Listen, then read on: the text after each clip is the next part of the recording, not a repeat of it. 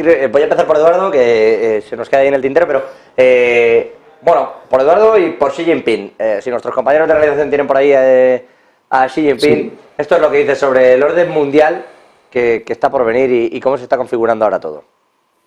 Pues yo creo que hay unas... Presidente Putin y yo hemos resumido los frutos del desarrollo de las relaciones bilaterales de los últimos años y llegamos a la opinión de que las relaciones entre Rusia y China han superado el formato bilateral y representan una importancia vital para el orden mundial actual y el destino de la humanidad. Bueno, le ha costado arrancar a Xi Jinping, perdóneme Eduardo que le cortábamos, pero ahí lo tenías, ¿no? Que habla de mejora en el orden mundial y en el destino de la humanidad. Sí, ese discurso es parte de lo que tienen en común, sobre todo Rusia y China. Una interpretación de realmente lo que es el debate de fondo que estamos viviendo hoy en día más grave, ¿no? Que es, ¿cuál es el modelo que vamos a seguir? ¿Un modelo intervencionista, un modelo liberal? ¿Va a ganar Keynes? ¿Va a ganar Hayek? ¿Sigue esa pelea pendiente? Yo creo que ese es el tema. Y Europa está entrando al juego, lo estamos viendo en el caso de Francia, ¿no?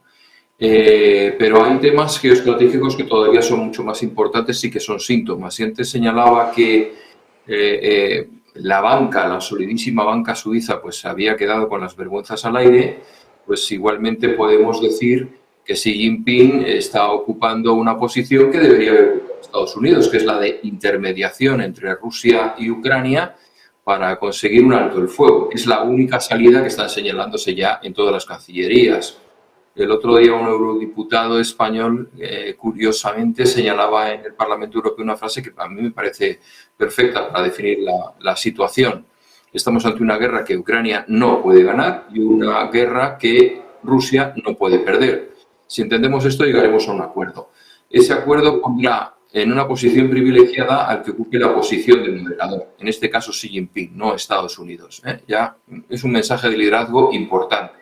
Por otro lado, también abre las opciones, si escucha a Volodymyr a su partner, a su igual, a su colega Xi Jinping, pues en la posibilidad de apretar todavía más a Estados Unidos para que le dé más ayuda, ¿no? Porque puede llegar a un acuerdo también en este sentido.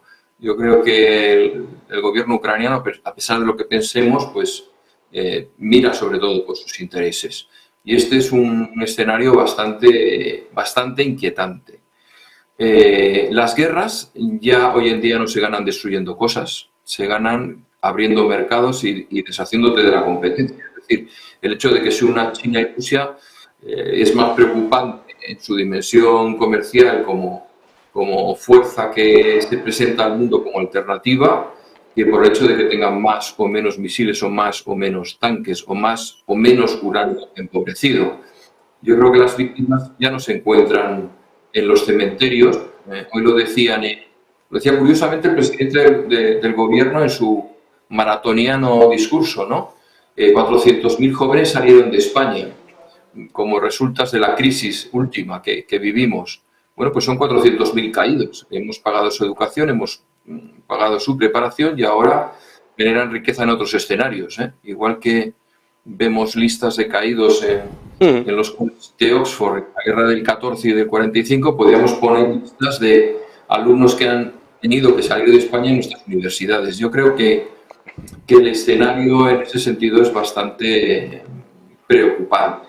Luego hablaremos de Francia porque yo creo que ahí es otro síntoma de esa confrontación entre dos modelos, entre el intervencionista y el liberal, bueno, el funcionariado militante y el emprendedor olvidado por el Estado, que al final, como hemos señalado en repetidas ocasiones, es el pagano de toda esta historia. Bueno, de hecho Francia tiene las suyas y ahora si queréis comentamos el tema de la situación allí, pero efectivamente se sometió a esa moción de confianza también Macron, después salió a dar un discurso triunfalista cuando la pasó por los pelos. La verdad es que tampoco fue tan clara la cosa, le ha dado al palo el propio Macron, pero bueno, respecto a esa relación, a ese acuerdo histórico entre China y Rusia, Enrique, Miguel Ángel.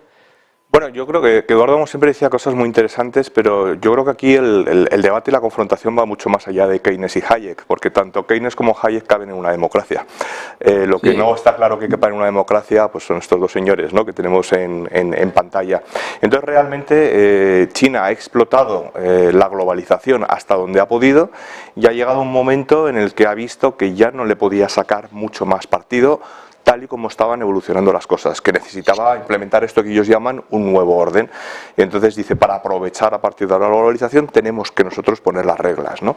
Y en eso está. Entonces, ¿hasta cuándo va a llegar la alianza de China con Rusia? Pues mientras Rusia sea el elemento que le ayuda a China a negociar y gestionar esas nuevas reglas que nos quiere imponer al resto del mundo, y que hay que tener en cuenta que, bueno, que si lo dividimos en población mundial, pues al final estamos divididos casi a la mitad, ¿no?, teniendo en cuenta los países que apoyan a cada uno. Por lo tanto, bueno, yo creo que ese es el mar del fondo. Traído a este lado, ¿no?, de Europa, yo creo que también cuando hablamos de la paz en Ucrania, se nos olvida algo importante, y es que yo creo que esta invasión de Rusia, de Ucrania, lo que ha puesto en jaque no solamente es Ucrania, sino la seguridad europea. Entonces, cuando hablamos de llegar a una paz, ya no es una paz que sea suficientemente buena para Ucrania, tiene que ser una paz que le dé a Europa su seguridad de que está a salvo de cualquier actuación futura de un gobierno como el de Putin. Y esto lo complica muchísimo, y esto es lo que yo creo que hace que tengamos, por desgracia, pues un escenario bélico de muchos meses por delante, porque lo que tenemos que buscar es una solución de paz, no solamente que sea buena para Ucrania, que por supuesto, sino que sea buena también para devolver a Europa esa seguridad que ha perdido con esta invasión. Y al final, bueno, pues Estados Unidos tendrá que jugar. Kissinger siempre decía que había que separar a Rusia y a China, ¿no? Bueno, pues veremos en el futuro si esa idea se vuelve a colar en el escenario o cómo se gestiona. Sí, de momento han demostrado, vamos, una unidad importante. Hablabas de democracia no, bueno, más allá de la de Vladimir Putin, que bueno, ahí tienen sus observadores internacionales y cuestión. La de China, pues evidentemente no. Es el sistema que es, y está así como está, y por unanimidad, pues y se encuentran, y los chinos, el nuevo mandato de Xi Jinping. Los chinos de a pie se encuentran muy cómodos con esta China de dos, como dicen ellos, un país, dos modelos. Un modelo político donde hay una serie de, llamémosle sin como candidatos. Sí, es decir, mandan entre ellos, se reparten la tostada, y luego un modelo económico claramente capitalista. Se encuentran muy cómodos en el chino de a pie, no, y lo digo después de años y años y años yendo allí. Ellos, eso de votar no es una cosa que lo entiendan como una cosa necesaria. O sea, le preocupa más la parte económica que... Efectivamente, no es una parte crítica. Y los rusos, no nos olvidemos, todavía hay mucho ruso que ha vivido en el comunismo. Es decir, y esa gente, el comunismo tenía una cosa buena y una cosa mala para ellos. Para mí todo es malo, pero para ellos no. Y decían, bueno, me aseguraba el pan, que ahora no tengo. Y dices, pero hombre, es una mierda. Ya, pero eso le parecía bien. Es decir, con lo cual significa que hasta que todas las generaciones no cambien y hayan vivido en un sistema capitalista, esa mentalidad todavía seguirá. Y oye, pues hay mucha gente todavía que ha vivido el comunismo y que cuando las pasa mal se acuerda de que le daban patatas rancias, pero eran patatas. Entonces, y eso nosotros no lo entendemos. No lo entendemos. A mí, con los chinos, que son los que conozco muy bien, me ha costado muchísimo tiempo entender que nuestra manera de entender la vida es muy diferente a la de entenderlo de ellos, y que no podemos querer transmitirle nuestra manera de vivir a ellos, porque nos estamos equivocando, no la van a admitir. Vamos a verlo. Decía Eduardo, de momento es económico, es comercial, y bueno, hablabais un poquito de esto, pero ya se habla de una cooperación militar. ¿Va a acabar China metiéndose también en este ajo? No creo. No creo, y no creo porque, vamos a ver, China, lo habéis comentado antes, China ha conquistado el mundo como se conquistan ahora las tierras, que no es con botas, es decir, no es con militares, no es con soldados, sino es con comercio, con dinero. Entonces, su principal cliente ahora mismo en el mundo es, con mucha diferencia, Estados Unidos, y el segundo es Europa. China no se puede, porque nosotros podemos decir, bueno, lo pasaremos muy mal si no compramos los productos chinos o si le ponemos sanciones a los chinos, ya, pero a ellos les cortas el desarrollo. Les cortas el desarrollo. Bueno, de hecho, estaba hoy Alemania prohibiendo la entrada de Huawei, por ejemplo, en la implementación de su 5G y hablando ya de cortar también las exportaciones. Entonces, yo no me creo que los chinos se metan en una historia que les pueda llevar a una pelea. No digo una pelea física, sino una pelea económica ni con los americanos ni con los europeos. Yo creo que son palabras más que otra cosa y que intentará contentar a todos, cosa que no sé cómo se va a hacer, porque yo hoy opino igual que el eurodiputado. Es una guerra que los rusos no pueden perder. Y os digo una cosa, tampoco creo que nos interese que Putin sea un lobo herido, porque es un tío que ha demostrado estar un poquito loco, ¿eh?